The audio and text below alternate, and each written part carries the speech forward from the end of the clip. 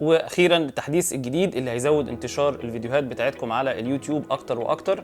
هتلاقوا دلوقتي جوه القنوات بتاعتكم اوبشن ان انت تقدر تغير الصوره بتاعه الفيديو بتاعك من خلال حاجه اسمها تيستنج. يعني يوتيوب هيطلب منك ان انت تطلع 3 صور، ويوتيوب هيختار انهي صوره فيهم عامله بيرفورمانس عالي، وبالتالي دي الصوره اللي هيظهرها للجمهور. تكمل معايا الفيديو لحد الاخر عشان تعرف بالظبط ازاي، ويا ريت تعمل له سيف عشان تقدر ترجع له بعد كده. هتخش على اعدادات الفيديو او هتخش على الديتيلز بتاعت الفيديو، هتلاقي فيه الجزئيه بتاعت الصور، انك تحط الصوره التوضيحيه بتاعت الفيديو، الصوره المصغره. هتدوس عليها هتلاقي فيه هيظهر لك حاجه اسمها تشينج انك تغير الصوره، وعندك اوبشن تاني ان اعمل لك حاجه اسمها جنريت من الفيديو بتاعك، ان هو يختار 3 صور عشوائيين. والاختيار الثالث اللي هو اختيار التيست، انك تقدر تختار 3 صور، واليوتيوب هيشوف انهي صوره عملت بيرفورمانس اكتر، او انهي صوره الناس حبتها اكتر وعملت ظهور اكتر للفيديو بتاعك، او عملت سي تي ار او كليك ثرو ريت، ويبدا ان هو يختارها للفيديو بتاعك. التيست ده مدته قد ايه؟ مدته اسبوعين. طب هعرف ازاي النتيجه؟ النتيجه بتبان بعد ما الاسبوعين يخلصوا، بتلاقي ان يوتيوب هو اختار لك الصوره اللي عامله بيرفورمانس اكتر من الثلاثه،